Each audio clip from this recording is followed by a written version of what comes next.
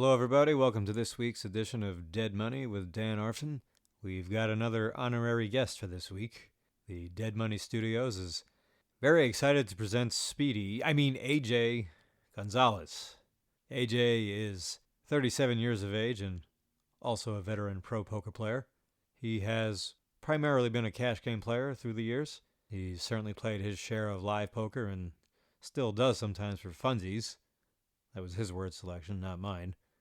But these days, he's primarily playing online at the American sites. He's been playing a lot of Heads Up, including a brief session with Doug Polk a couple of months ago, and also 6 max at stakes as high as 25.50. So, in other words, people, AJ is a boss. There are, of course, more than just a few bosses in poker, but he's certainly one of them, because he is a solver nerd.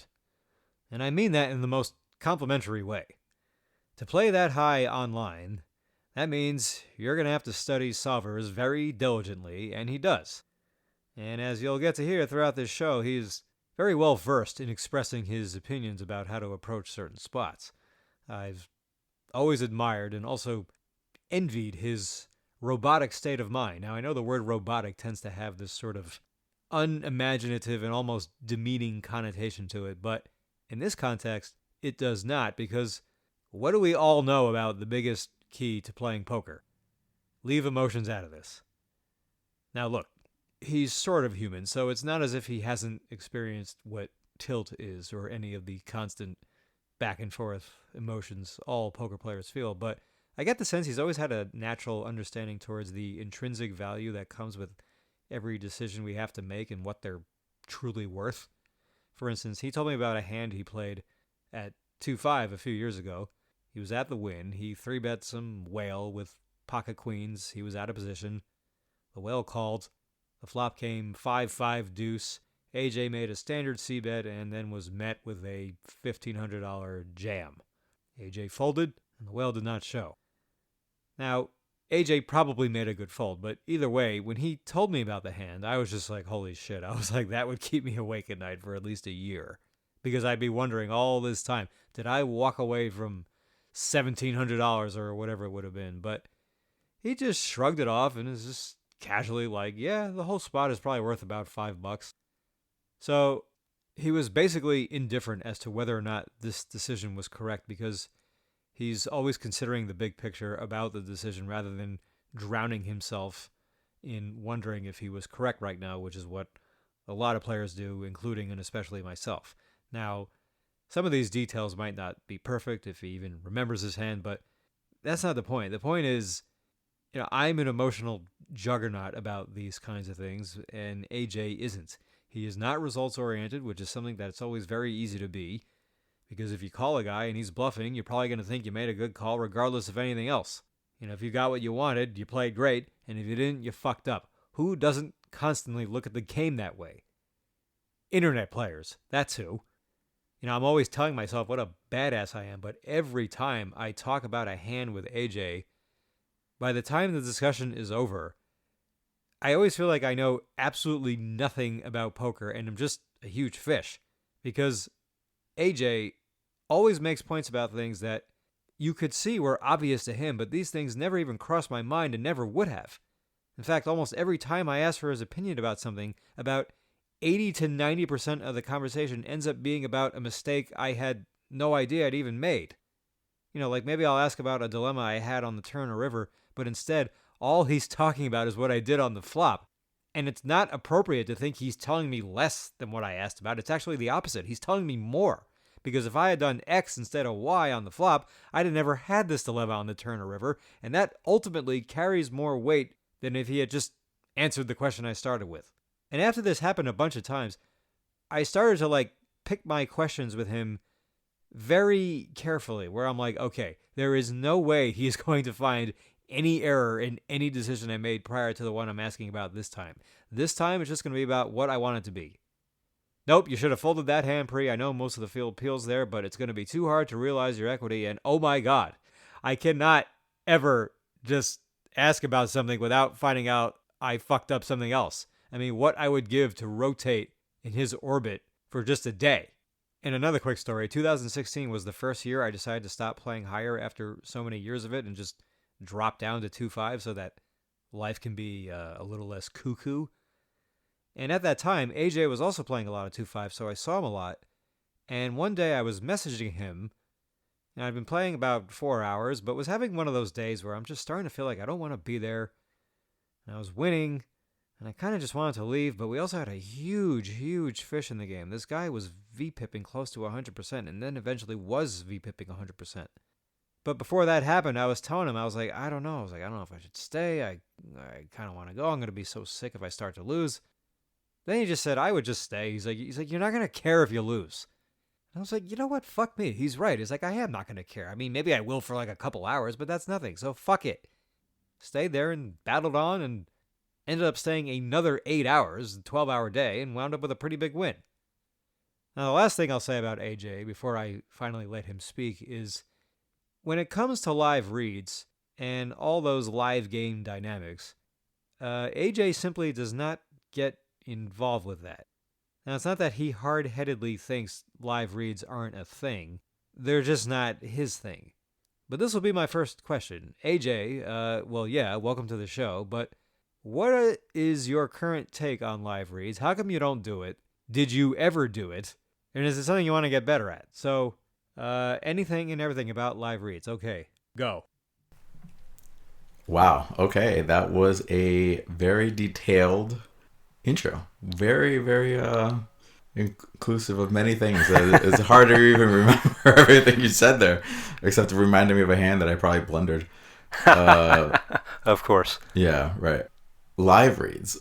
Yeah, I mean, honestly, I just am very bad at them in general. Like, I feel like when I talk to Mikey or you or like a lot of our other friends that are like in the live sphere more often, like they notice things that are just like wouldn't really pick up.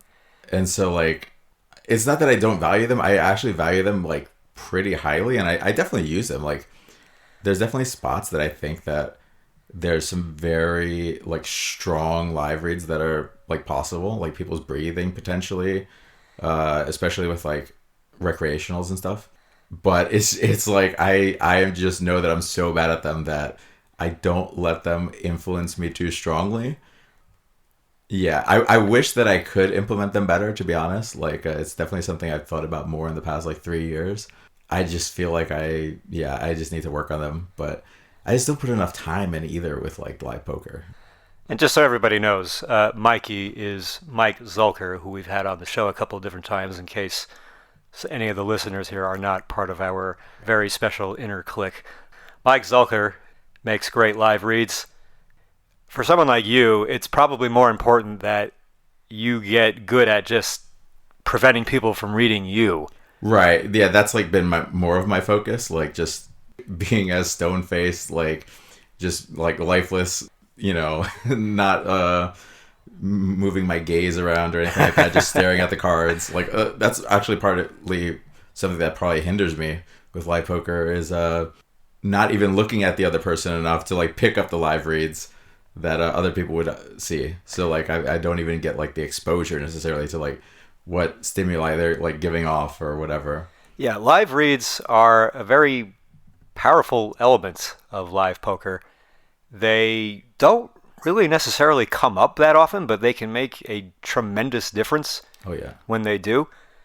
There are times though where I have a big decision on the river, and I don't think I should have done this, but there are times where I even tell myself, all right, forget about trying to make a live read. Just think about the hand, think about the ranges, because the science of poker, I mean, you're like a scientist of poker. You're in the lab.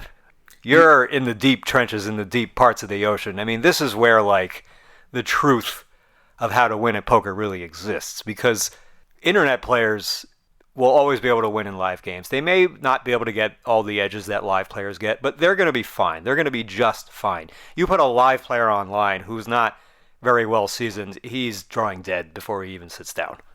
Yeah, 100%. Like, that's so true, and so many different like things you touched on there. In general, I think, I remember hearing forever ago about like different like personality types, not necessarily like how they act as people, but like how what they gravitate towards and what like creativity kind of expresses in them. For instance, like there's like the artist that is actually very good typically at making connections between different things that seem unrelated. So like you so many times in art, like some sort of field in which you're trying to be creative, you end up with situations where you are making connections between things that don't necessarily seem obvious. Like I remember, I think I was like 15 or something like that. I remember seeing like this, like, I don't even know what to call it. It's technically just like a background on a computer, but I don't know what you like would call like the art form. But it was this guy who was in handcuffs, and the handcuffs were money. And I, for my 15 or 16-year-old self, I'm like, wow, this is so deep. But in reality, like seeing a connection like that is like more prone for like the artistic, creative mind. It's more broadly connecting things. Whereas like I definitely have like the personality type of more like what you said, scientist, but I would actually say like more like an engineer, where that wants to. We are in some ways paralyzed by seeing that there's a bunch of moving parts in a situation, and if we don't know them all and how they all impact, we get very like insecure, where we're like, we have to know how the whole system works. I need to know the entire system. I don't need to know like what each part does.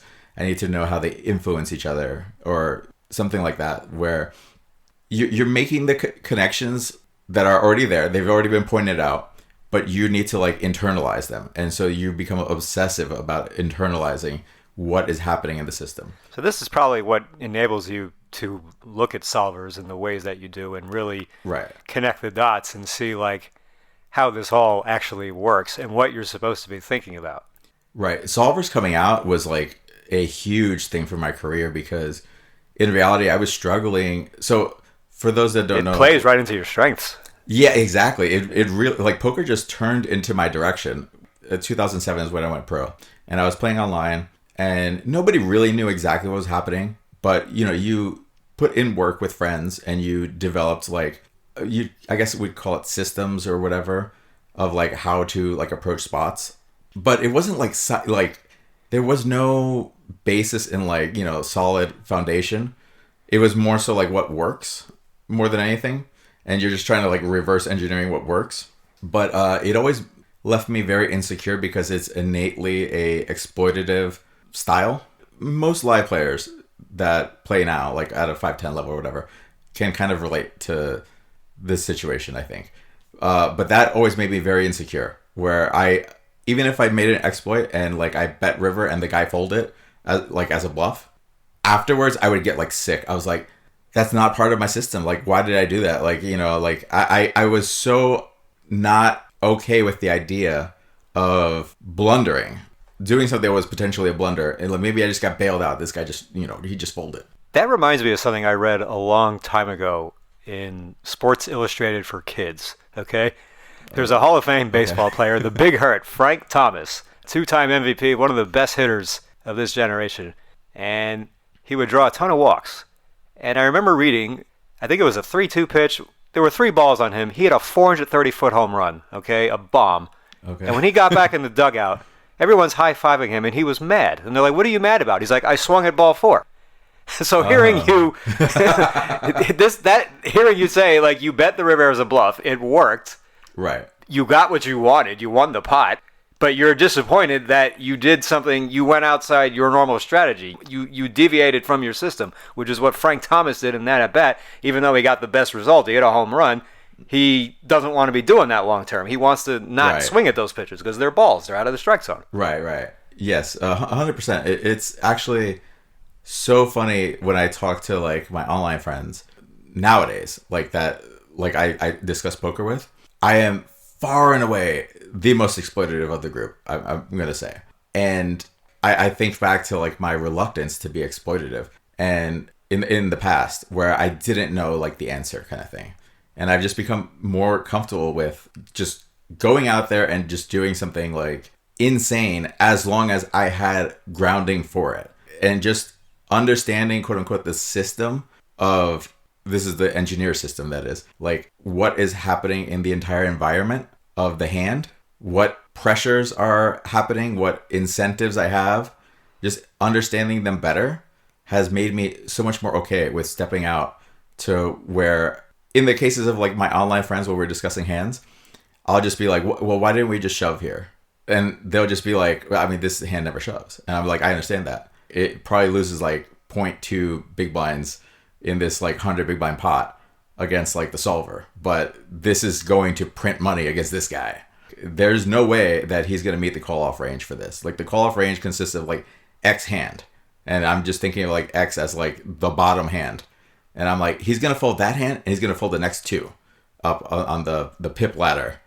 And so why aren't we doing this? Like, this is just clearly the spot to do it. And so it's made me, solvers, that is, have made me so much more confident in making very out of line decisions, just because they just gave me more understanding of what like is happening in the whole hand. Right. So. And I don't study solvers, and I think I would have a hard time learning to study a solver. What I've done over the years is sometimes I talk to you or other people, and they'll bounce an idea off of me of something that a solver would do.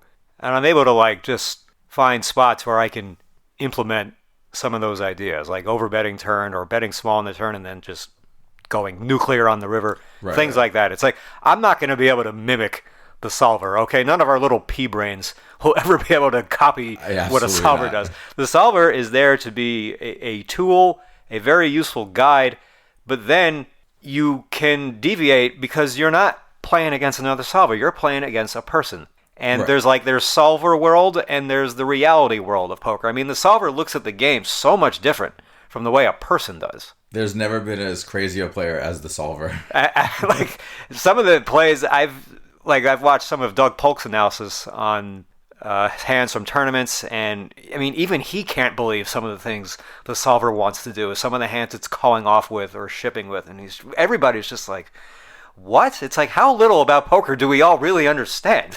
Because the solver has run this situation trillions of times, and it's spitting out a balanced range that it can't be exploited. It's like, this is what we're supposed to do? It's like, God, who would have ever thought that? Actually, that reminds me of a funny kind of discussion that happened.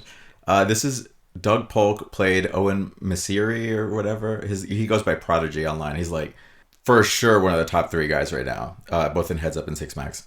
And they were playing on the Lodge, and they had a conversation over the table. And so they're like playing like, I don't even remember what they're playing. Maybe it was 100, 200 or 200, 400. And a situation came up. But by the way, they're like 110K deep or something. So very deep. Mm-hmm. A situation came up on the river, or maybe it was just a discussion over the board. But basically, Doug is like, yeah, like, I know solver actually just doesn't use a large size there. It just like bets like this size, like pot, or like jams for 400% pot or something. But you know what? I'm just going to use 200% pot because I'm a human. Yeah. Well, that's the thing about any art is, and it sounds like what you're describing is, you want to get to learn the whole environments of the system. You want to know all the rules, essentially. And, 100%, yes. But see, you can break the rules to something once you know what they are and why those rules are rules, why they exist, and really respect those rules. Right. Then, once you've accomplished all that, now you can look for situations to get away from that, just for a hand, just for this situation. You know, whether it's a live read or just an explo that you're picking up on this player. I mean, you're not throwing the solver out the window. You're just combining what you know about the player with what you've learned about the system. And that's going to make for the ultimate combination. Right. The way you said it just reminded me of like Neo learning from Morpheus, and Morpheus is at the end like, in the end, you won't need to dodge bullets. Yeah, so it's actually funny, but so many times people kind of like, when they're thinking about solver and like what solver would do, they're neglecting like the opponent's side. Like, you know, in any given spot, I am like, let's say I'm the pre-flop raiser, they called from the big blind or whatever. Now we're in a situation where they check call the flop and now we're on the turn. They've checked to me again.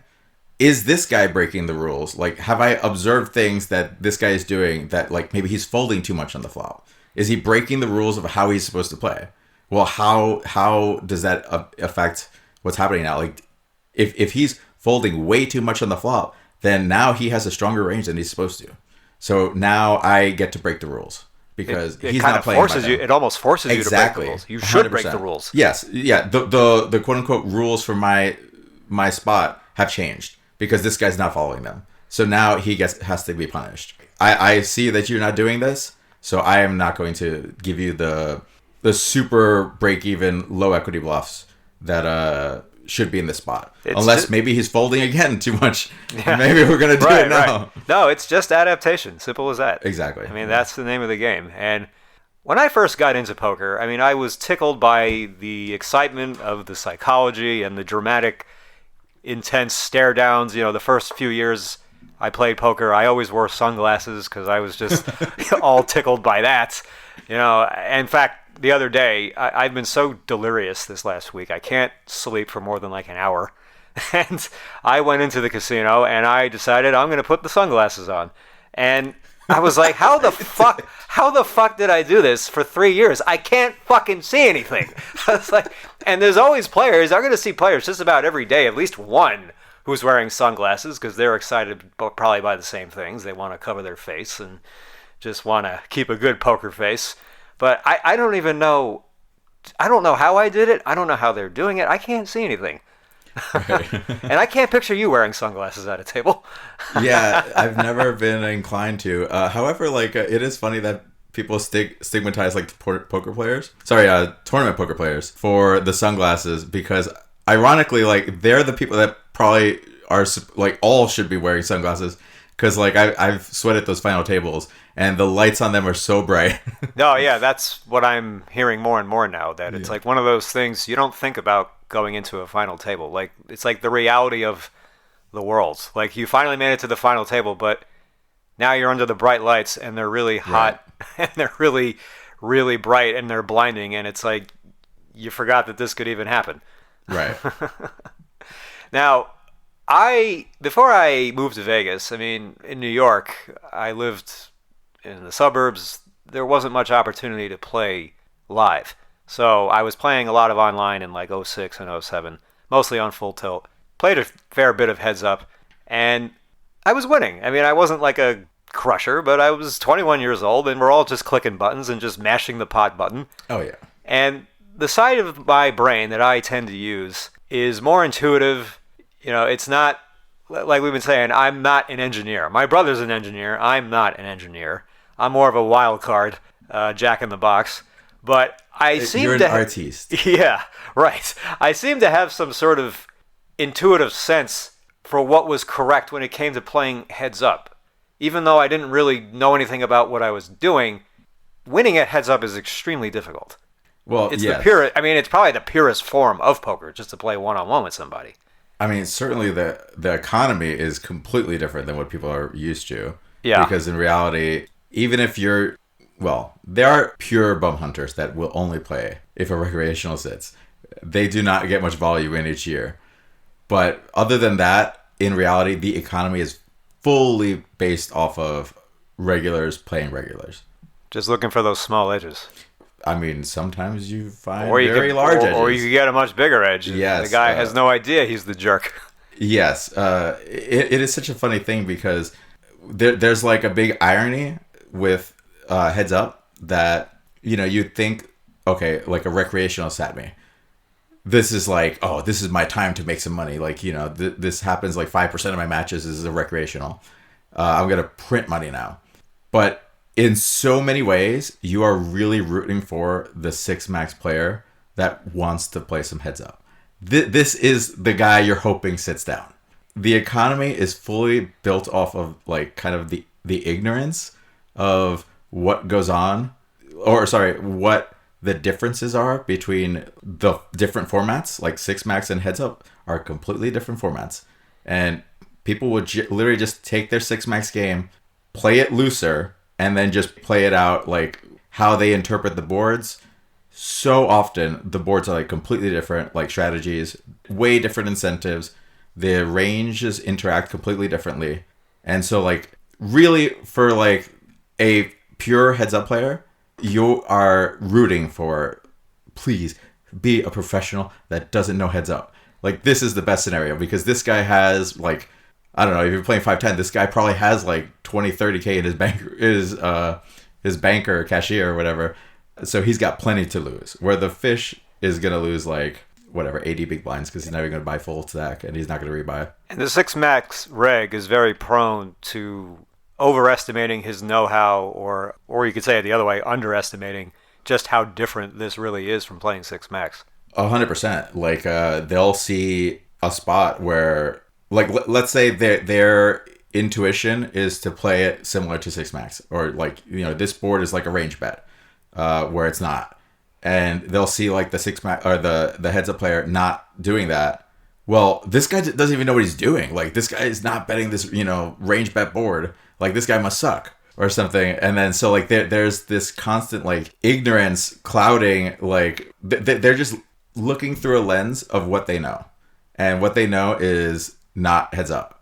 And so you just have like the perfect scenario where they predictively make the same mistakes over and over. It's really like it's almost like playing the very loose but very passive fish in live poker, where this guy just buys in for like 1,500 at 2-5. He's gonna play every hand out of position, but he's never ever gonna bet. Like, you just can control the size of the pot completely. You bet what he's gonna fold a lot, you know, or whatever. Like, you get to make so many high quality decisions against them that, you know, they really kind of don't have a chance.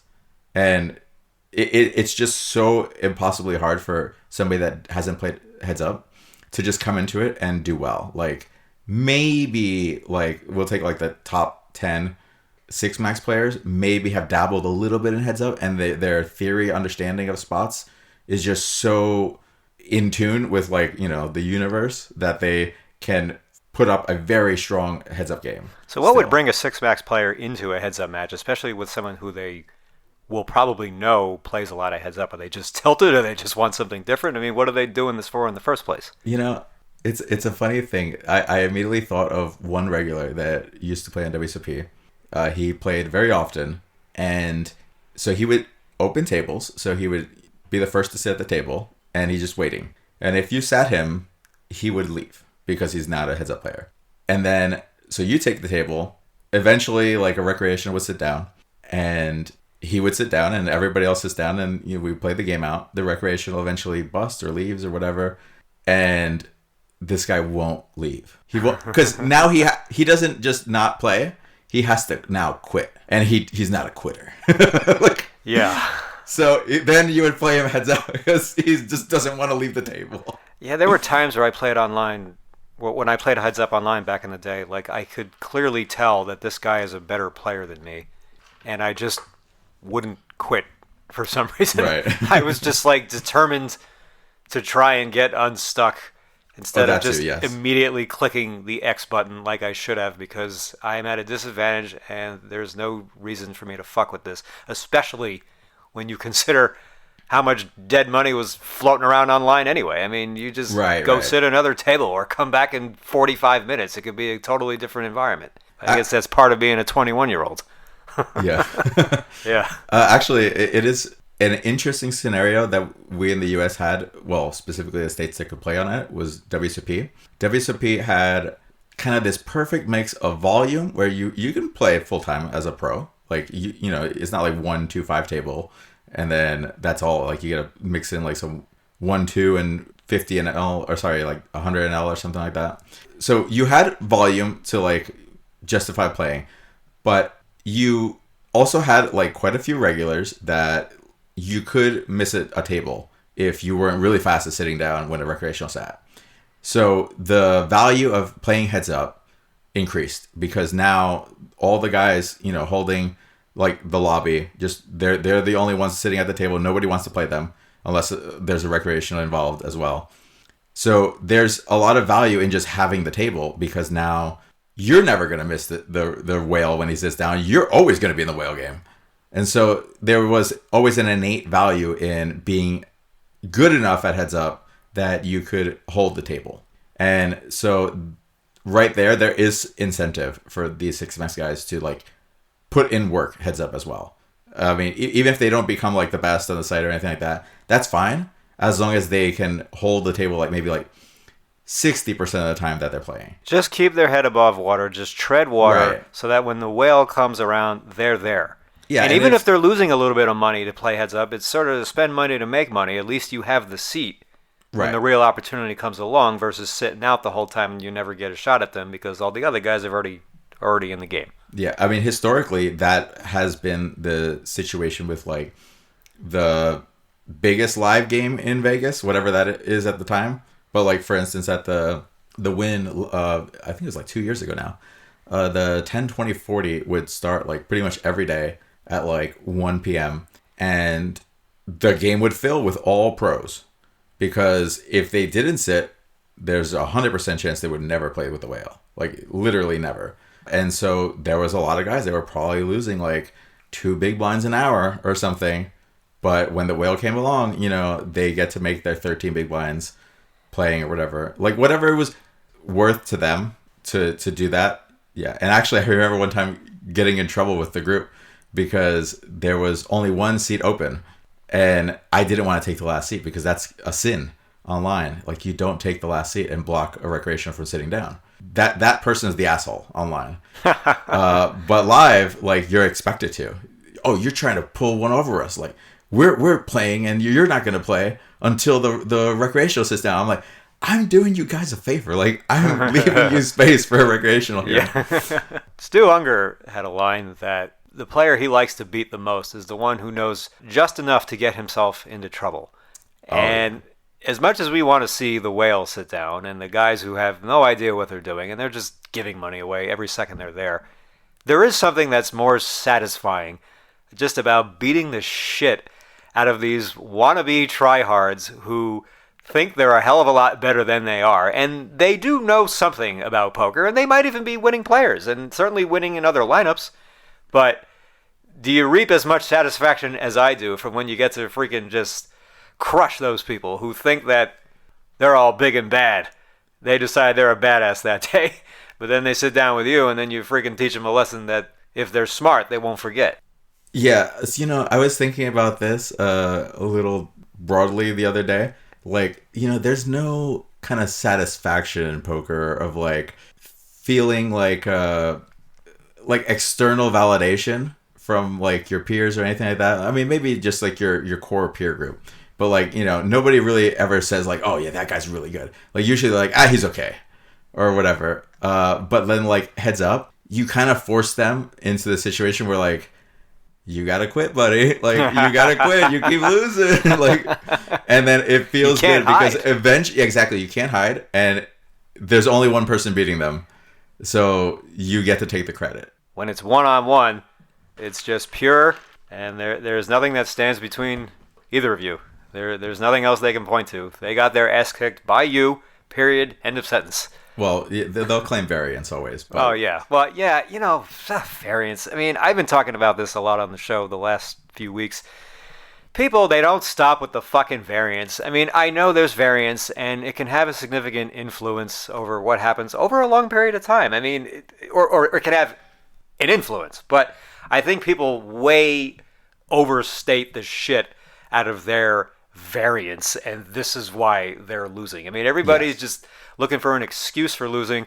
I especially think when you're playing below 510 and the average player, even the average winning player, just isn't very good. I mean, if you're not winning over a long period of time, don't fucking bore me with your variance bullshit, okay? It's probably you who just isn't very good. Right. Because there are so many mistakes being made in live poker that it doesn't take as much time to go through the whole gauntlet and circle of variance to where you get to the point where this is what you're worth, you know? Because there's so many mistakes being made that it's easier for you to take advantage of, and you don't need as much things to go your way. Because the variance is going to be lower when the competition is softer. Because there's 100%. Not as many things you have to do correctly. So blow me with your fucking bad beat stories, all right? Bad beat stories. You heard one, you heard them all, okay? You know, this reminds me of when we were talking like 3 weeks ago or something. You know, I'm on my high horse about variance and being like, yeah, like people don't realize how vicious variance can be. You know, if you play 100,000 hands, you're expected to lose like this often or whatever. And then I plugged into a variance calculator. I think we used your win rate at 2.5. And I don't even remember how many hands I did. I think it was like 100,000 hands. Yeah, something like that. And it was like literally impossible to lose. Like literally over 100,000 hands, it was not possible to lose at that win rate, even with a large standard deviation. Well, that's what's been going on with me the last, like, I don't know, 250-ish hours, which is like really nothing. I mean, it's certainly not enough for it to mean anything. I mean, how many close decisions, big decisions these players have to make, and they're guessing correctly every single time, and I'm still winning. Like, you guys haven't even. You guys are walking on water with the decision variance. Now, there is variance when it comes to decisions. There is variance. I'm just saying people I'm just saying people overstate the significance of variance. But if you play well enough, you can overcome it. And even in this situation, it's like where just so many things, so many crucial things are going wrong, and I'm still not losing to you guys. I'm still taking you for something. Where is if it was somebody else, you're going to be losing during this period, no questions about it. I'm not saying, you're getting broke. I'm just saying you ain't going to be winning, though. Right. When you go through a stretch where no matter what anybody does, they're always correct. So if you're really obliterating the game, yeah, pretty much no amount of variance can take you down because the variance is not as high, I think, as people say it is. I know it's a real part of the game, but it's getting to a point now where people are trying to act like this is all about luck again. Oh yeah. And it's let's not get hysterical, people. Right. So you sat heads up with Doug Polk. Wow, that's right. Exciting. Were you intimidated in any way, or were you just going to work like it was anybody else? Actually, this reminds me of a story. So when he was doing the Micro Stakes Challenge, it was on WCP.com, and so what year was that? It was like 2017 or something. So basically, for anybody that doesn't know, I think he started with like $50 or $100 or something like that, and he had to turn it into 10,000. And as soon as he could, he was trying to play like heads up with people. And at the time, like I was playing heads up, and I was like putting a lot of work into it. At the time, I think like wasn't even using solvers yet. I was pretty much primarily using like his heads up course. So I'm just a way worse Doug Polk of that era, trying to beat the actual guy that's way better than me. But I would sit him because I wanted to, in a weird way, experience like, okay, this guy doesn't overfold. We can say he actually technically does a little bit, which people would be surprised about. I certainly am hearing that. I mean, everybody kind of does in some spots. Hard not to. Yeah, and, he doesn't underbluff, and that's for certain, actually. Well, yeah, we can definitely feel confident in that. Yeah, but I wanted to know, like, what are these frequencies going to feel like? And I think we only played like 100 no limit or something. And it was only for a couple hours. He beat me for like 2 buy-ins or something like that. I mean, obviously I was not playing because I thought I was the favorite. I wanted to experience, like, at the time, like he was legitimately top 10 of that era in that landscape, I mean. So really, I get to play at a huge discount against somebody that's like a world beater. And so I really wanted to know what those frequencies kind of felt like because I'm used to playing without a HUD anyway because we just not allowed it on American sites. So I never felt like that blown away by he's always continuing, like he's never folding. People forget that yes, he calls down very light, but he called the previous street extremely light compared to most people. And then the street before that was extremely light as well. Like he deserves to be bluffed off of the other hands that he has. Yes, he's going to call you with a hand that's like further down than most people, but the problem is most people won't even get there with all the extra hands that he's going to get there with. So it's not as blunderous to bluff him as people would think. So this time around, not really, because I had just played him a couple of times over the years. Were there any memorable hands from this most recent match I had with him? Yeah, so Daniel made me dig some up, actually. We love hand histories here at Dead Money. I got some more. I might have one myself later to scream my head off about. But, nice. Okay. So a little bit of pre-hand stuff to talk about real quick, though, is we were playing... So I was sitting at a 5, 10, 20 table on WPT. This is like 4 months ago or 3 months ago. when he was trying to run up his like 100K or whatever the deal was. So I was sitting at a 5, 10, 20 table, and the ante is $5 per person. It's usually 8-handed. So I'm by myself, and then he sits down, and to kind of lay it out, like basically we are playing, because there's no third person, there's no straddle. We are playing 5, 10, and both of us are anteing $5. So we have a $10 ante in the middle. So extremely large ante for just online in general, like heads up in general, I should say. So very different than like a normal heads up situation. And I had been seeing him play for like, I think this was like the third day he was doing it or something, where it did not seem like he had studied antes, basically. So I had studied some for sure. And so I thought that he would be making certain mistakes where I would just have like basically a little bit of a spread working in my favor of just like edge. Even though I thought that he'd be better than me for sure, which I still think he is, I thought that I had a little bit of a spread like working in my favor anyway. But yeah, so the hand that I brought with me is, I don't remember the stack sizes. I didn't have it written down. I think we're just 100 big blinds deep. Or, no, sorry, we are 200 big blinds deep because it's normally a 100 straddle game. So we're 2,000 deep at 510. He opens and I 3-bet from the big blind with, I think it's ace 4 of diamonds. So I have ace 4 of diamonds and he opened to, I'm going to say it was 2.5x. And then I 3-bet to 10 big blinds, which is a little small, but this is actually what happens heads up when you're deeper. You actually like go the other direction, even though in ring you go larger.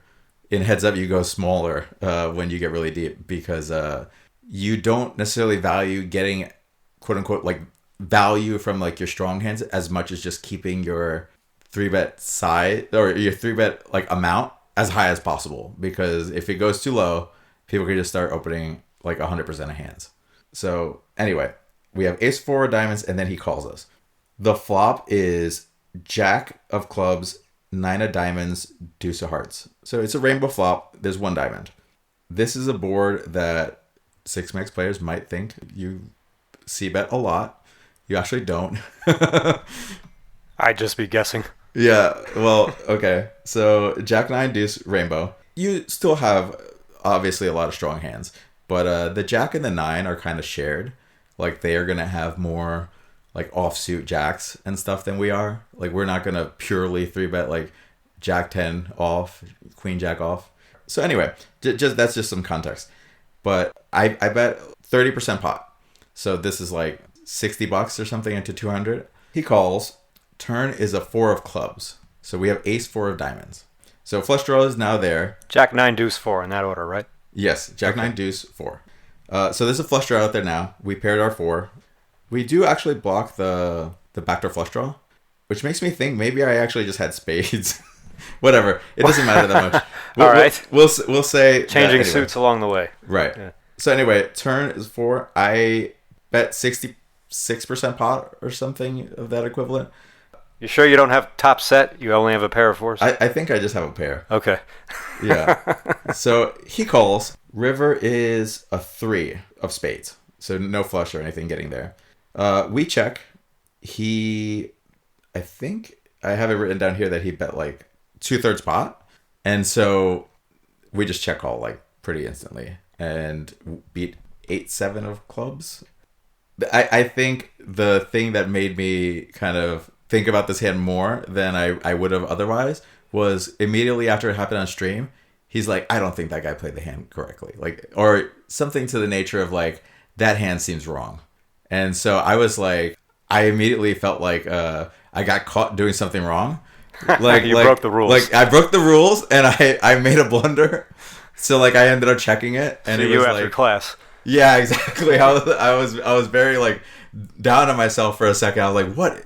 Like, how did I blunder his hand? And then I looked at it. It's like almost pure, like every part of the hand. And I think it was surprising to me at the time also that he didn't know that this was kind of more of a standard line, just because he's definitely like top 20 in the world at least right now, even while being so rusty. So I was a bit surprised by that. Not that it's a common line from like most heads up players, but it's something that at the high end I think would be 100% known. As I'm hearing these kinds of hands playing against these kinds of players, it's just out of my league. I'm just listening to the story. Whatever you tell me you're going to do, I just think, oh, okay, I'm sure that makes sense for reasons I would never be able to understand. I'm just a child walking across a 6-lane freeway, and I'm hoping I don't get hit by a car. I mean, it amazes me sometimes when I watch Doug's analysis on hands, I mean, he goes into the intricate depths that I didn't even realize you could think about. It's like, well, I have this, so I blocked the backdoor enough flush draws. Like, it's better to have the diamond than the club because of the card removal. I'm like, I would have just never thought of that. And it's like such an obvious thing to think about. It's very subtle, but it's an obvious thing to think about because the suits and the card removal, I mean, especially when you're getting into very advanced players, it's like all the blocker effects become exponentially more important because that's going to be the deciding factor, I imagine, in a lot of decisions. Yeah, blockers are super important just for sorting purposes when you have to do multiple things with the hand. Like in a situation where you have to have check calls that are strong or, bets that are not natural.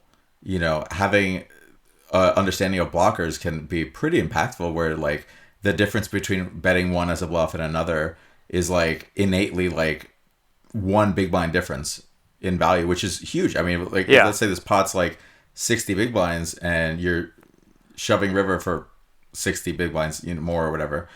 One big blind spread already, like that's just instantly one big blind better to bet. Like that's like 1.5% of the pot. Like that's a huge thing to give up when you're like at a razor thin situation already. You got some more hand histories with you? Take us out into the deep waters of the ocean and drown us. Okay, well, in analysis.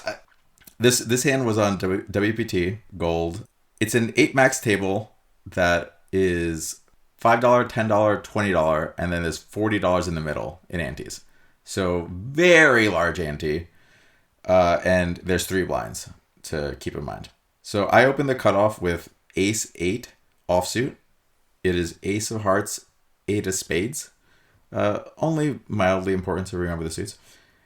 The big blind, well, in this case, the straddle, defends. And then the flop is King of Clubs, Queen of Hearts, Jack of Clubs. So there's a flush draw. And I suppose like a backdoor flush draw also. But anyway, not too important yet. He checks, which is, no leading or anything going on this board. And we c-bet, I'm going to say it was 120% pot, which is definitely not a size I'm range betting with, but definitely like more of a higher frequency than people would think. Like this is probably around 60% frequency bet. Like we just have a lot of very, very strong hands here. And then there's also like straight draws that we can actually protect against. For instance, like Ace X here. Like let's say they have like, I don't know, Ace 4 of diamonds or something like that. They pretty much just have to fold. And so we actually gain real protection from things with like our, let's say we have 2 pair. We're gaining real protection from like making them fold straight draws. And then also clearing up equity. I feel like I'm in a seminar right now. Sorry. Yeah, sorry. Okay. Keep going. No, I love it. Okay. So anyway, I bet 120% pot. He calls. The 9 of clubs lands on the turn. So it is now King, Queen, Jack, 2 clubs, and now the 9 of clubs. So there's a 3-card flush, and there's now a 1-card straight. He checks, and we bet 66% pot. I don't know if people want like the pot size or whatever, like the amount of money this is, but whatever. It's 2/3 pot. That's really all that matters. Okay, yeah. Well, I always put things in big blinds anyway, so I don't even know when I'm playing a big pot. Like it could be a. Well, you know what? That's good though. It removes you from the money a little bit. Right. It just makes you think about what's actually happening. Yeah. Well, it also like goes the other way where I'm like, oh yeah, I just stacked this guy for like 3 buy-ins, and I realize I'm playing like 2-5. I'm like, Not that okay. exciting. Well, I mean, it's still nice, but yeah. I was hoping that'd be the different table. Yeah. So anyway, we bet the turn for 2/3 pot. This is like kind of already the spot where it gets pretty interesting. I have the ace of hearts blocking the backdoor flush draw. It's not like super important, but it's a little bit of what we were talking about before, where I'm blocking some folds. Like, for instance, like ace 5 of hearts could still check call flop to 120% pot. So I'm blocking some folds, but in reality, like this hand or this board has developed in such a way that it's very hard to play it well. Like I'll admit, like humans in general like struggle with a board like this. For instance, you're already, even for 2/3 pot, supposed to be folding a decent amount of your straights, which is weird. I expect 0 straights to fold. Also, a lot of 2 pairs already start folding. Not purely though, which is another problem. Like as humans, like when something is kind of mixed, like it becomes like kind of impossible to hit the right frequency. Like you're either calling too much or you're calling too little. Like it's just the way it's gonna work. And in most cases, I don't think people are gonna fold 2 pair to like just a 2/3 bet on the turn. Like they're gonna peel just one more time. So in reality, like it's not that I'm betting this turn because I think that he's gonna fold a ton. You know, it's that he's gonna continue too much. And then the problem with that is we still have to play the river, and there's lots of, I mean, even like a deuce blank river, like I think there's a ton of value here because we can still get lots of hands to fold that just, you know, got kind of stubborn or whatever on the turn. So anyway, this is more of a situation where, yes, I'm a little bit out of line here, but at the same time, like I think the opponent's breaking the rules. You know, they're not folding as much as they're supposed to, and now they're gonna have to, you know, get into a situation where they're on the river. So the river is actually a deuce of clubs, and another club is actually kind of gin for us, just because this is like already in solver land, a omega print situation. Like you just print infinite money with all your bluffs because it's so hard to bluff. And so like I actually looked at this hand just before I sent it over to you, just to see how much it was winning just in a solver if you just got to the spot. And it wins like 33 big blinds or something, which is an insane amount when most bluffs win like 2 big blinds. Like, yeah, you know, 33. Wow. Bluffs aren't supposed to make this much money. No. And this is just baseline. So if I was against a computer who's going to play perfectly, this is already going to print 33 big blinds. But I'm not against a computer. I'm against a human. So the pot is now like 90 big blinds, and we have 174 back. So I think that's like 1700 or something. So anyway, we jam for twice the pot. And again, this is actually just like in solver land, already very good. But this guy's breaking the rules, man. He's got to be punished. So I actually remember this hand. Like the actual timing and everything. So on WPT, you have to pay money to time bank. You only get 10 seconds, and then you have to pay an escalating amount. And I think it gets to like a big blind amount. So like every time you pay, you're only getting 10 more seconds. So this guy literally spent like $40 in time banks. Wow. I can't believe they fucking do that. Why? They charge you for everything. Because they're losing money on rate because the hand is taking so long. I have no idea. Like they're nickel and diming like everybody. That is so. But another thing I have to touch on actually quick is obviously he's gonna have a lot of flushes here. But first, like I bet 2/3 on the turn, so some nut flushes are gonna raise the turn. He doesn't necessarily even have to, but. So we are getting some nut flushes out of the way. We're not purely bluffing into like an uncapped range. And then secondly, he's going to have a lot of just because he's the straddle and, you know, I opened like 2.5x or something. He's going to defend a lot. Like he's going to have 6-3 of clubs here on the turn calling. And so he has a ton of flushes that are very weak. And as humans, you know, when somebody jams 2x pot on you, you're not sitting there with a 1 card 6 high flush. Well, you're technically a 2 card 6 high flush, and thinking like, this is the spot I've been waiting for. This is the spot I've been waiting for. Yes. But in solver land, those hands actually call very frequently here because you completely unblock hands that can bluff. Like, I am not bluffing with the 3 of clubs here. I'm just taking the showdown. I'm going to win quite a bit. So those are the hands that really get punished here. And the fact that he time banked like $40 in time banks before calling with the Queen of Clubs, which is the second nuts. Oh, he called it. Yeah, he called it. But to time bank with the Queen of Clubs here, I mean, technically, solver will mix it a little bit and find a little bit of folds. But they're replaced with a ton of 7-3 suited, 7-4 suited, whatever. And something tells me he was not calling the 7-4 suited.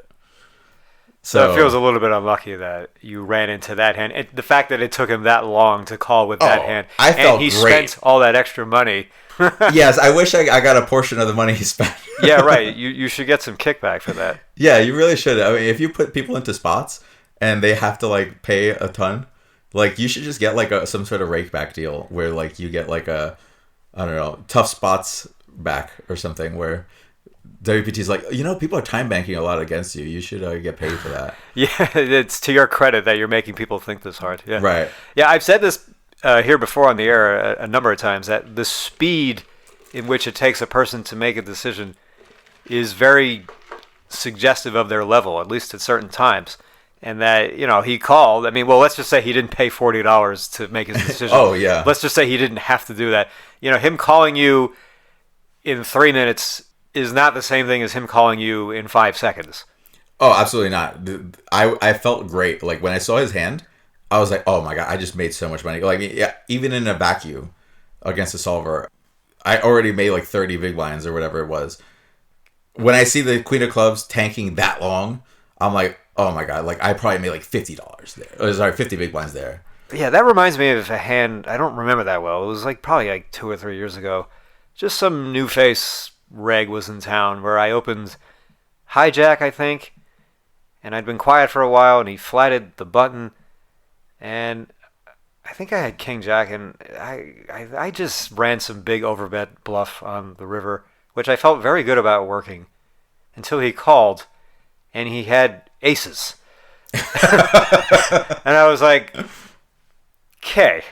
Like, did he time bank though? I mean, no, it wasn't online. It was live. Well, I know, but did he tank? I mean, he was tanking. Okay, yeah. Yeah, this was like the first. That sounds great. Right, exactly. This was like one of the biggest bluffs I ever lost that I felt no pain about whatsoever. I was like, okay, if it took him that long to call with that hand, of all the hands he's getting to this river with, when he calls the button, when I open hijack, I was like, I am just running this guy over. I ran into like a lightning bolt. I mean, he's just flatting aces on the button against a hijack open. Probably because he thought, oh, this guy's been tight. I don't want to 3-bet him. I mean, that must have been what he was thinking. I don't know. Why else would he flat button with aces? Yeah, I mean, absolutely. Like, when people tank with something that's unfoldable, you are just in an amazing situation. Like, your like bluff or whatever just did great. Like, so actually, I remember, I think it was the last time I played Bally's Live before they like shut things down or whatever. Or maybe it was the first time. Sorry. I played against a regular. I wouldn't say who it is, but he is very into the soul reads. This is a soul read like enthusiast where he lives for it. He lives for only just doing whatever his heart tells him. And I totally forget the hand. Honestly, I can't remember it because it wasn't an important hand until after it had already happened. And basically, all you need to know is the hand played out. It's like a medium-sized pot, and I bluffed the river. And it is a situation where it also four-flushed. But the thing is, I cannot have the nuts. I am purposely sizing for a middling hand, like a second nuts or a third nuts kind of situation. I mean, obviously that would be a value bet in this situation. But what I mean is I do not have the nuts. It's not possible with the action that happened ahead of time. So he has the second nuts. And he's just so sure that my size looks value-y that he is tanking. He cannot find the call for like 3 minutes or something like that. And he's going on about like, I just know you have it. And like... And then eventually just, finishes the nit roll, calls, wins. And, and then I watched it back and the commentary is just like, it's just such an obvious bluff. Like the way AJ's acting is such an obvious bluff. Like, there's no way he doesn't get called by this. And it's like, dude, that guy literally has a better hand than I could possibly have. And he's tanking. So, like, I felt great about this hand. But, again, yes, it's really... people's actions in how things go down very much influence, like, they give you a lot of information about, like, how they actually think about the spot. And, like, they kind of grade you on how well your bluff... like, how good your bluff is. And you absolutely have to take that into account because he could have just had a different hand. It's right. It's also extremely, like, just tacky and lame when people talk about how clear it is you're bluffing when they already know that you're bluffing. It's like, it's a little different when you actually have to make the decision yourself because you don't know what his two cards are. Right. I mean, sometimes I've had dealers tell me that, like, oh, if I ever play against you guys, I'm going to kick all your asses. I got all your tells. It's like, something, it's always easier to call with someone else's money. I mean, we can always see what's going on when nothing of ours is on the line and we're just able to be a fly on the wall and watch the hand. It happens a lot where sometimes once you fold a hand, for instance, as soon as you fold, the moment you fold, you think, oh, I should have called. It's like, because once you release your mind from the burden of the decision, now all of a sudden everything is clear. Right. Whereas just a moment ago, you're stressed out by this and that, and your judgment is clouded, and just like that, you want to shoot yourself. In fact, that happened to me just last week. I mean, I've been trying to play through this fatigue stretch. I mean, I want to be out there. I'm trying to get some fucking trigger time in, okay? Right. So I transferred to a game. There's a limp, and then there's a raise to 15, and then there's a 3-bet to 65 from a reg who I've never seen before, but he's a young guy, and I think maybe I'm low jack, and I got kings. And I opened that from that position. What's that? I opened that from that position always. Oh. So too dry.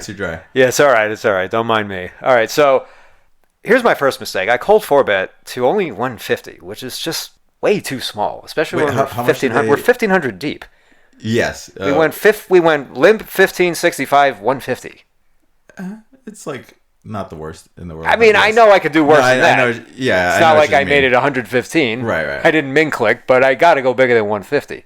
Yeah, I go bigger, but yeah, and he folds back to him, and he reaches back, and he 5-bets to 425, and I'm like, here we go again with the fucking 5-bets. Sigh. And against this player profile, a young guy, I've never seen him before. I'm new to the table.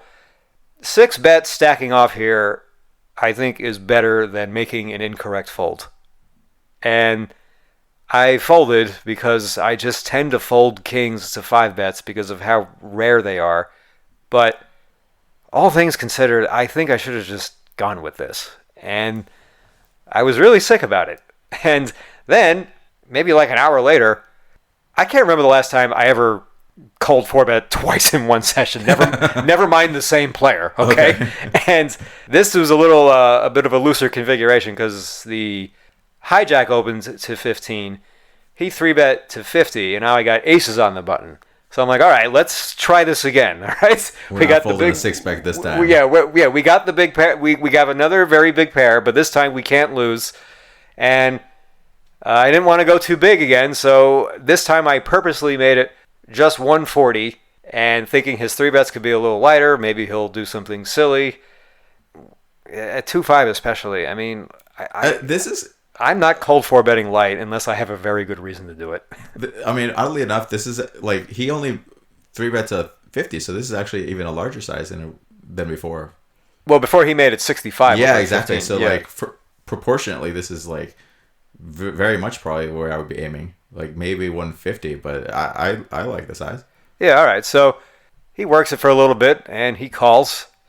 And, 4-bet pots, I mean, I'm just guessing most of the time. I mean, it comes queen, deuce, 5, 2 hearts and a diamond, out of the ace of diamonds. So we got about 300 out there. He checks. Can you say that flop one more time? Queen, deuce, 5, 2 hearts and a diamond.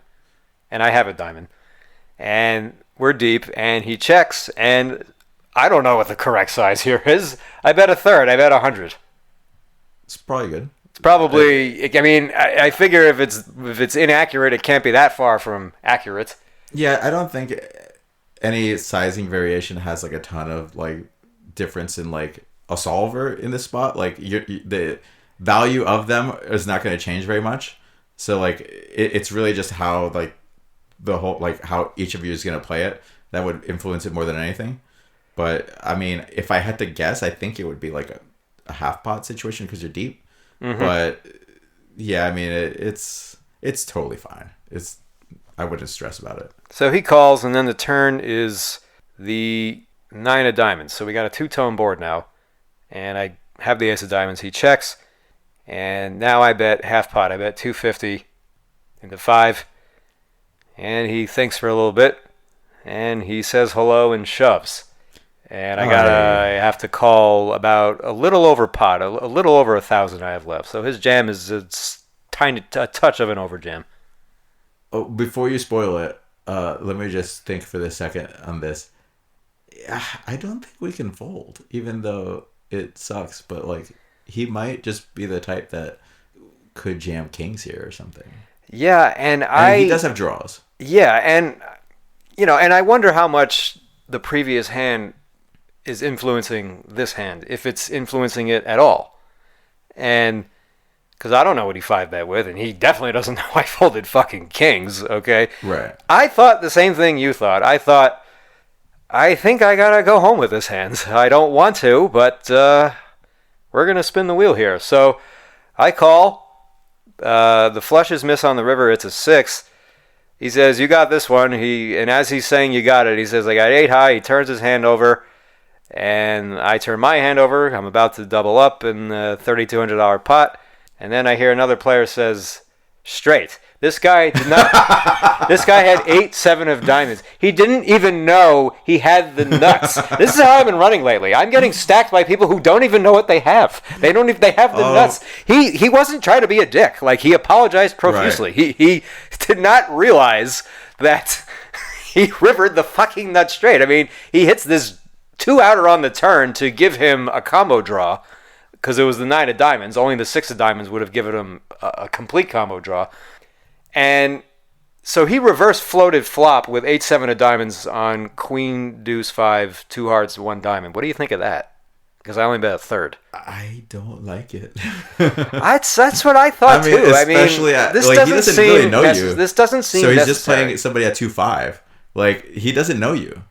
So this against the field seems very bad. Yeah, whether he had aces in that 5-bet pot or not, either way, he thought that he can just fiddle me down, And I totally just ripped this kid's face off in this hand, because if I wanted him to either fold or at least not put me in that spot, I would have used a size that would have totally deterred him from doing that. Because if I had just, say, ace-king, I probably would have called 4-bet to a bigger size. And if I didn't, I probably would have used a bigger size on the flop, and that might have deterred him from reverse floating. But if that didn't work, then I would have gone big enough on the turn that he wouldn't have felt comfortable jamming. So it's just, I totally got this guy. And then he rivers the nuts and doesn't even know it. Right. Like, your sizings made it just a perfect situation for you, in your favor. Like, he floated the flop with 0 equity almost. Like, yeah, pretty much. Then, like, he's misidentifying your range probably for what's actually going to be the case here. Like, this is a great result, to be honest. No, I know. I was very thrilled about the result, other than the fact that he got there. But I mean, exactly. And I just instinctively just walked away from the table in total disgust, and I was just pacing outside the win for like 30 minutes. Like, I was in like a mild state of shock after losing that hand, because it wasn't enough that he goes runner to win this hand, gets it all in with only like 25% and gets there. It wasn't enough that he did all that. No, he has to turn his hand over thinking that he lost, but it's just showing because it's his action. And then he finds out, oh, look what I found. I have the best possible hand. Right. I win again. That reminded me of a story actually from Casino Arizona like 15 years ago or something, where there was this like, I'm going to say he was like Indian or something. This guy that he was young, probably like just pretty aggressive in general, but he liked to muck his hand. Like if he bluffed, he liked to muck his hand. So at one point, he like shoves River in position for it's probably like pot or something, and I think it's a 4-flush situation, and the guy tank calls, and the kid goes to muck his hand or whatever, and the guy that called goes to the floor. He's like, "Wait, no, I paid to see that hand.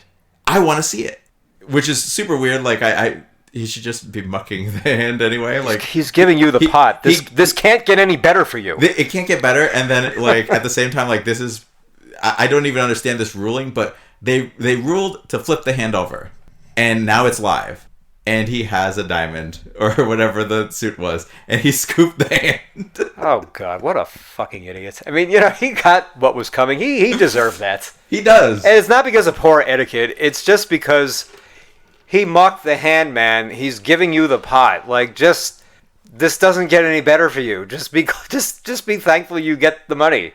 Yeah. And that there's no chance that you free roll yourself into losing in the off chance this guy either misread his hand or just thought he was mucking a hand that was going to lose, but now it wins.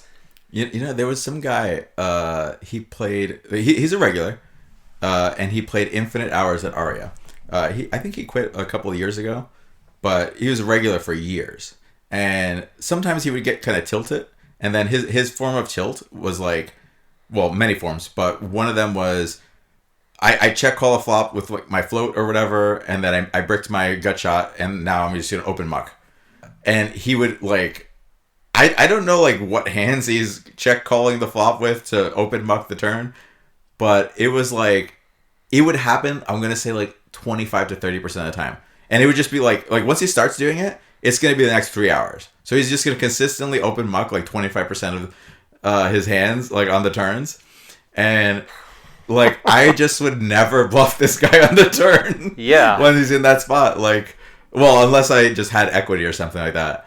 But I would never, like, reach very deep into any bluffs against this guy. And I don't think that he realized how exploitable it was.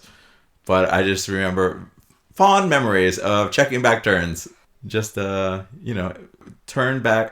check back enjoyer. Yeah, some of these things people do, regular players, even winning players, it's like just looking for some shortcuts. I mean, guys, what are you doing? It's like anybody who ever gets down on poker and thinks that, the games aren't beatable, it's like, okay, the good news is you're mistaken. The bad news is you have a lot to get better at if you think that you can't beat these games when you look at some of the things that goes on every single day.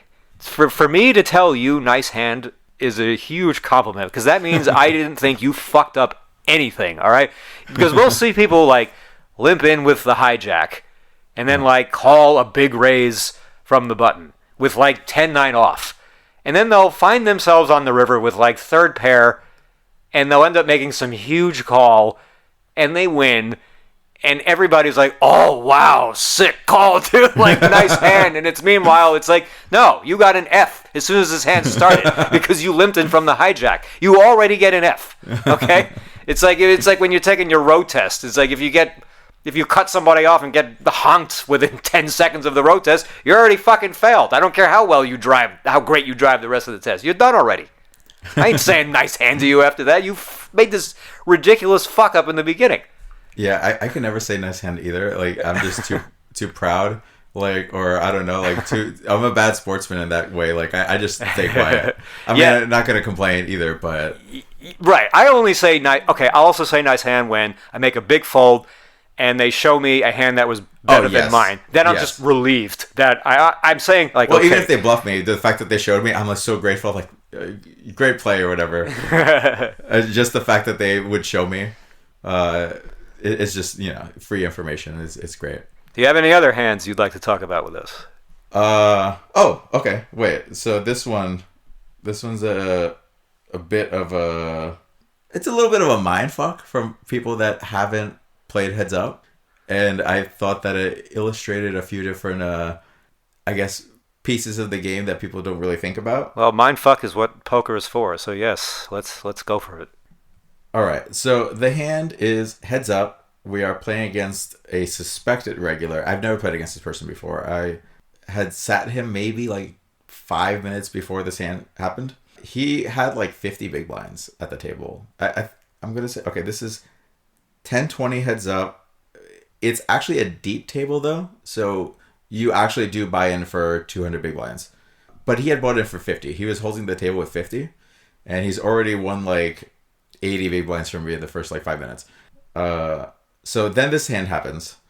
We have 6-3 of clubs on the button. Obviously standard open. Even without antes. I mean, this is just like obviously normal play. It's a monster heads up. Yes. Two cards of the same suit. Funny enough, actually, I think with antes and stuff, you actually peel this to a 3-bet. But I'm a little unsure. I'm a little rusty on that. Well, you could flop a straight flush. Yeah. Can't say no to that. Yeah, but he doesn't. He just flats. And to start the hand, we are... Actually, I lied. We're 140 big blinds deep. So, like, close to 3K.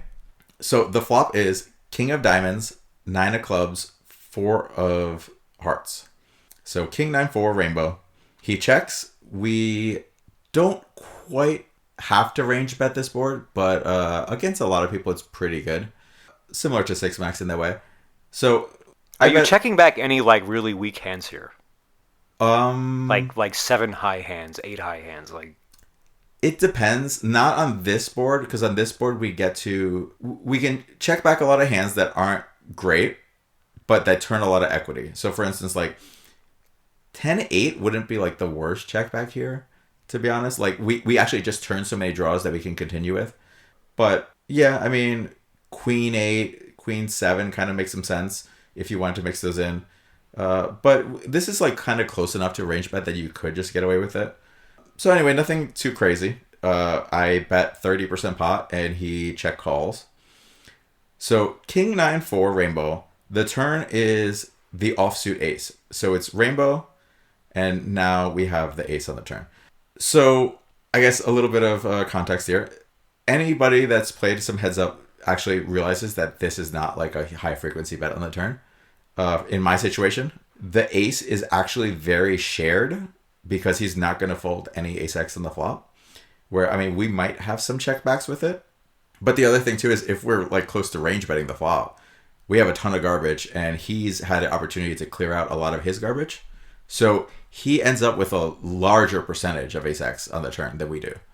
So our advantage lies in that we have stronger hands. Not that we have, like, you know, every hand's beating, you know, all of his hands kind of thing. So you have, like, the nut advantage because of ace-king, right. Aces, kings, but he has an overall advantage of just having ace-x. Yes, exactly, 100%. So we can't go very thin on the turn.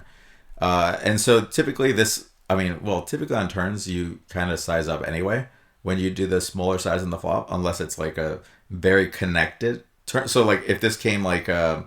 So it's King 9-4. If it came like a 10 on the turn, you also kind of share the straight, as well as like all the 2 pairs and stuff like that. So that is caused to slow down because like aces and stuff have been devalued a little bit, or like, you know, King 8 has been devalued quite a bit.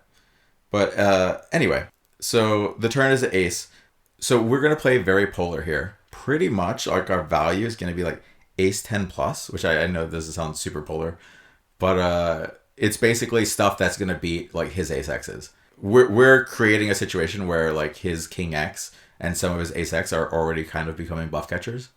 That's like the goal of like our turn strategy. So I bet, I don't have it written down, but from memory, I probably bet 150% pot. That's what I was thinking, that you can go huge here. Yeah, just in general, we're really... trying to tell a story like, listen, we don't have ace-5, I guess, because ace-4 is 2 pair. But like, we don't have ace-5. We have like, you crushed or you're in trouble. So I didn't actually address this. And actually, I'm curious, because we haven't talked about this hand yet. For the audience, take a second. Is 6-3 of clubs a standard bet on King 9-4 ace? Okay. Well, technically, it is actually, in fact, a standard bet. This is where blockers and everything become very confusing, I think, at first. But we have a lot of different issues going on.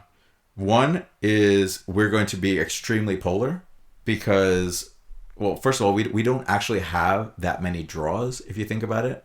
Like, what are our draws? Like, Jack 10, Queen some wheel Jack, draws. Queen 10. Yeah, Queen 10, exactly. But the thing is, first of all, he has those draws also.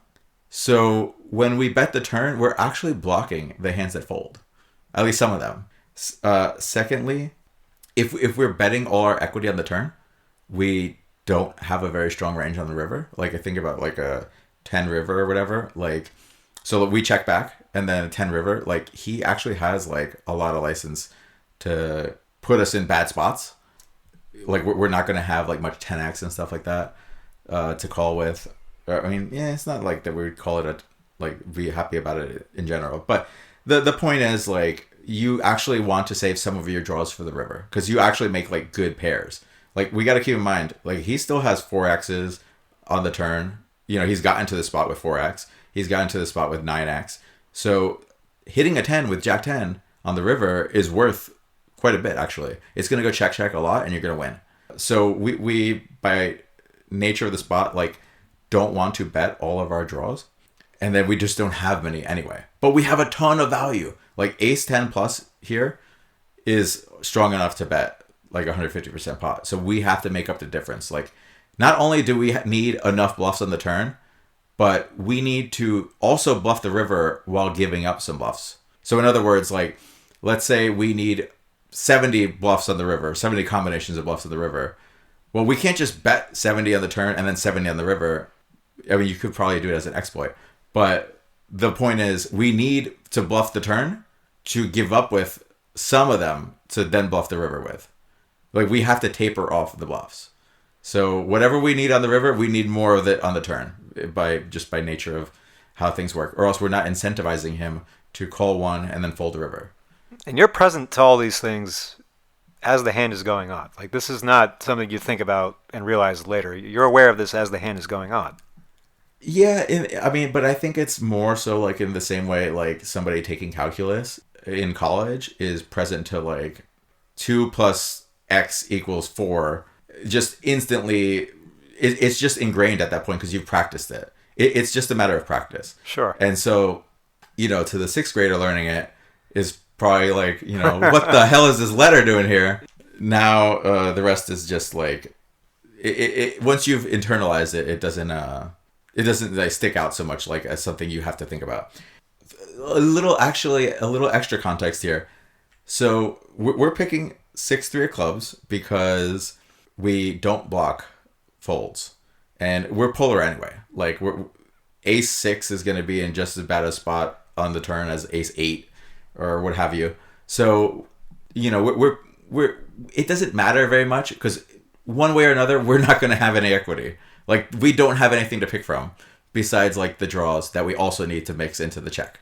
So we got to find some bluffs somewhere, and frankly the best we can do is to try and not block folds.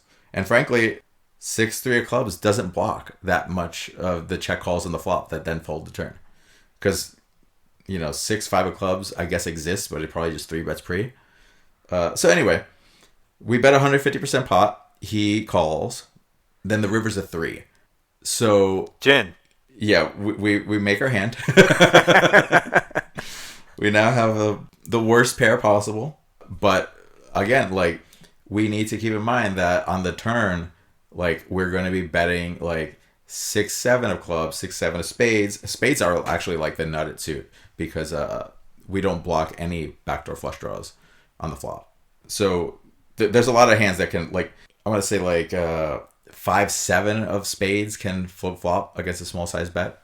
Sorry, not spades, clubs or whatever. But obviously 5-7 of spades doesn't because there's no backdoors.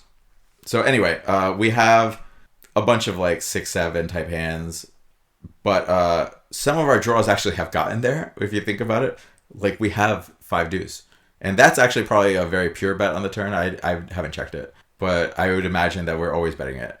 I wouldn't want to check back 5 high to like realize. All right, so that 3 is actually exactly a little bit significant. I mean, yes, exactly. It's now part of the picture. Yes, and then the other thing to think about is Well, 6-3 just made a pair, so that 3 blocks some of my bluffs on the turn.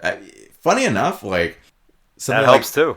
Like 8 deuce of spades here on the flop, ace 8-3 of spades bets the turn like a decent amount, and so there are now less bluffs for us to pick from, and that hand now blocks some of our bluffs, like that card I mean. So anyway, I still have not exploited once this entire hand, by the way. This is literally just solver land.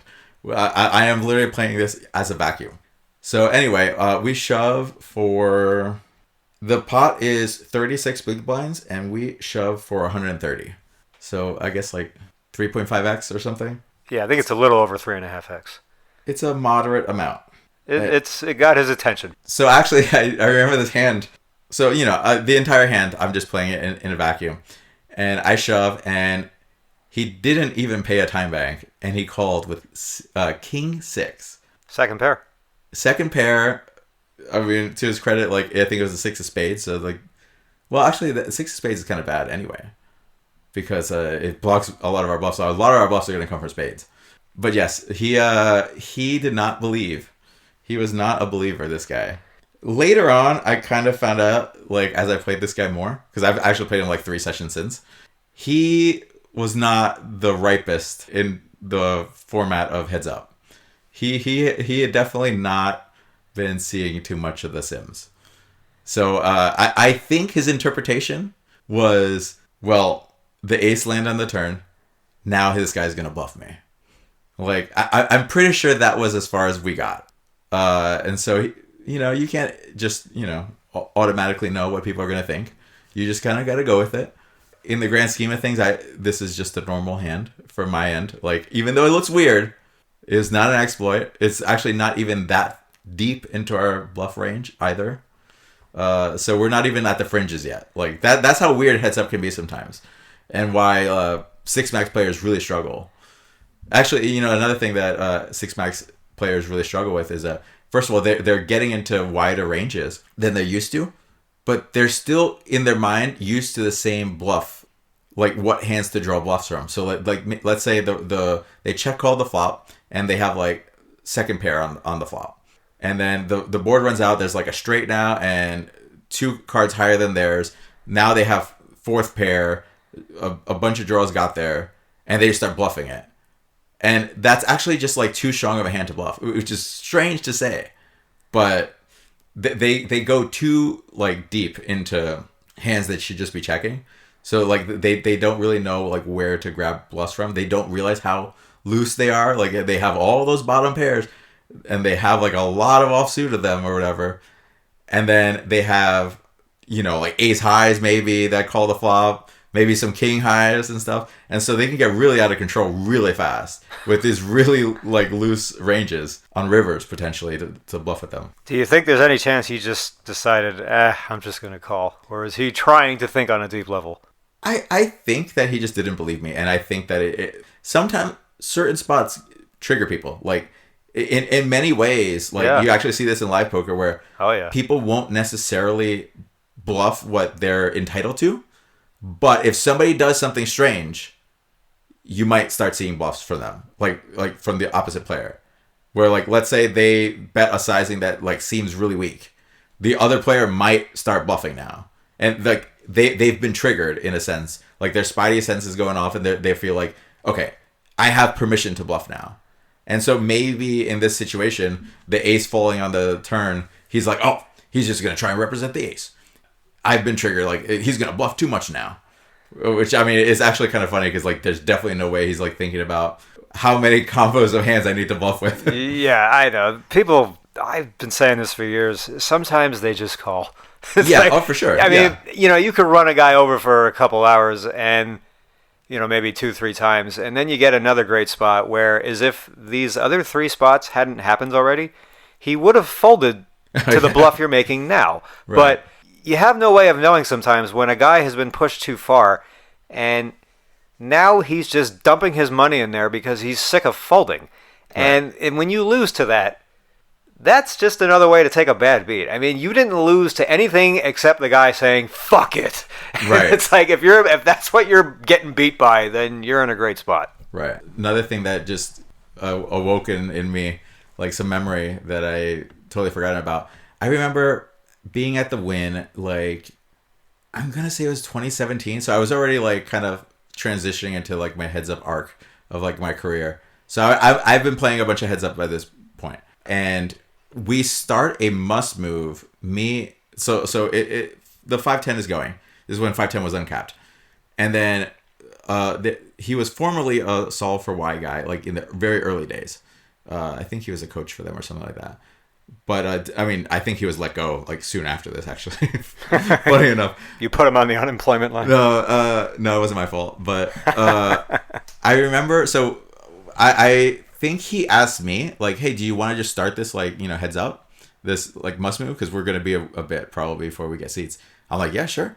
So we start playing, and I think we both buy in for like 2 or 3K, something to that nature. It's not super deep for considering like a lot of people would buy in for like 5K back in the day. Actually, I think I'm gonna say it. I bought in for like 1,500. So anyway, we're playing, and I don't remember the hand exactly, but the gist of it is he opened, and he was opening to 5x. A lot of the solve for Y guys at the time were opening to 5x. And he was opening like range to 5x. Like, I'm pretty sure he didn't fold the entire session. He would just open to 5x. And I don't remember exactly. I must have had like 2,000 actually, given the sizings. But I 3-bet to like 210 or something. He calls, and then I don't even remember the exact board, but it's like maybe 2 Broadways or something, and I barrel off. What did you have? Honestly, I don't remember, but I know it's a bluff. Okay. All right. That's what's important. That's easy to remember. I had nothing. Yeah, I had nothing. I'm sure I had aspirations of something at some point. But by the time we get to the river, I bluff shove river for like, I don't know, 80% pot or something. He stations me like instantly with a bluff catcher that's like super weak. Like, this is like a range call. Like, he range called me. And then whatever, so I rebuy. And then almost an identical situation happened. And mind you, I view this person, especially, I mean, this is 2017. So like almost everybody's like kind of in the leveling game still. So almost the exact situation happened again. I'm going to say it was like 6 hands later. And I get to the river and I have my mandatory bluff. And I'm just going to bluff. This is just the way it works. And like as I'm buffing, as I've already shoved and I'm just thinking there, I'm like, I bet you he makes a huge fold. The leveling guys like always kind of get in their heads like, I just stationed him super hard. There's no way he's going to bluff the same spot. And then I'm going to say that there was actually no draws also. Like there was no instant folds. And within like 10 seconds he had folded.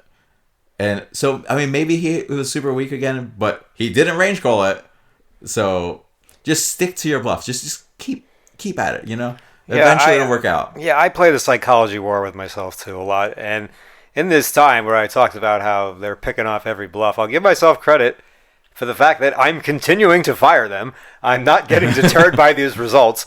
I've seen the field overfold in this spot too many damn times that I'm not going to get deterred by getting called, getting snapped off a few times. I mean, it looks like a good spot, so I'm continuing to take it. And yeah, like you said, I mean, if it looks like a good spot, and unless you're just absolutely certain for some reason or another that this guy is just not going to fold, then yeah, you could be pushed the button. I mean, I've gotten a little better at that the last couple of years where I've lost a bluff in session and then continue to fire other bluffs later, because there have been plenty of times where I lose a big bluff and then, I think I get to go ham for value, and then they fold. And it's because either they don't have it, or they're thinking you're not going to do it twice in a row, or they're just afraid. I mean, it's okay to keep firing off the bluffs. I mean, there are some people, and you can usually tell when you're against them, that it's like, oh, this guy is a bluffer. That means I'm never going to fold ever. And that's their strategy. Right. That's their strategy. Oh, I have a pair. Okay, call. I mean, it's like, what are you doing? It's like, there's a little bit more to poker than that. But everybody's looking, a lot of people are looking for a shortcut, just a simple way to the riches, but it's never going to be like that. Right. Even if it works out that way for a while. Yeah. Yeah. Well, all right, AJ. This is AJ Gonzalez, everybody. It was great talking to you today to get into the Erlenmeyer flask and the Bunsen burner of the poker laboratory of Solverland. And I'm just remembering random terms from bio class when I went to school. You remember the Erlenmeyer flask? You know, I did, until you mentioned the bio classes, I had no idea what you were talking about. Yeah, yeah. Well, yeah. I mean, it was a real. It's always a treat to chat with AJ and hear what goes on, because whenever I talk with AJ, I'm feeling like, all right, now I'm having a real poker conversation. All this nonsense that I think I'm, cooking up in these 2-5 games, I think I'm like working all kinds of magic, and then I talk to AJ, plays online a lot, plays high stakes, reads the solvers. I mean, this is like, this is the quantum science of poker. This is where the real edges exist and why. And I'm just playing around in the sandbox. But it's as long as you're kicking people's asses, the money's worth the same. Well, I mean, to be fair, your win rate at 2.5 is actually much better than mine. Yeah, well, that's one other thing. It's when you play the solver style, it's going to be extremely scalable. You can beat all the stakes. You could beat anybody. You could beat any level, I should say. Or close. You know what I mean? Right, Like, yeah, you could beat I any level that's not freaking nosebleed. It's like, if you take that style into 2.5 and you don't make the adjustments, I mean, you're not going to win as much as some people could, because they know when and how to just completely smash the rules, because they know that this is actually okay. You can get away with this stuff. Right. Actually, before I forget to mention it, I always talk down about live players and everything like that. But there are so many situations where they get it right and the other online guys get it wrong. Because one thing I've noticed, and I was kind of thinking about this, online guys, yes, their potential thought process or construction of what to do about a leak potentially could be better. But the live guys are way more aggressive in ranging people to very specific things, where online guys typically will not want to go so aggressive with cutting things out. Oh, he can't have this hand, he can't have this hand, he can't have this hand, or he can have this hand. They don't want to gut people's ranges and make such a certain, I guess, range chart of what they're playing against. They have much more uncertainty, and so they don't make as sharp of a they're not used to playing against that, and then so they don't make as sharp of exploitation against those things. They don't want to do the range fold. Okay, well, I have a weak range here, but I'm gonna fold it all, because this guy's just too strong. Yeah, internet poker, I mean, it's just a different version of the same game, and yeah, just the overall state of mind approach live players compared to internet players. The live players are just thinking, am I good right here, right now? And that's all they're concentrating on. That reminds me of a hand where we were playing 5-10 at the Win 4 years ago, and it wasn't a huge pot, but you were facing a $300 bet on the river against a fishy player, and you're thinking for a while, and you got your phone face down, and I texted you while you were thinking. I was like, I think he has it. And you called, and he had it, and then you sent me this whole long reply explaining why you did this, why you did that, blah, blah, blah. And I'm thinking, I'm sure you're right, AJ. I'm sure that's all correct. But the bottom line is I would be $300 richer. Internet live players, may be very limited in some ways, but the things they are good at are worth a lot. And as long as they stay in their lane and stay in their games, they're going to do just fine. They're just not going to be able to get to the really advanced levels. There's just a lot of ways to the top to be a winning poker player. Yeah, 100%. So, all right, everybody. That'll be all for this week's episode of Dead Money.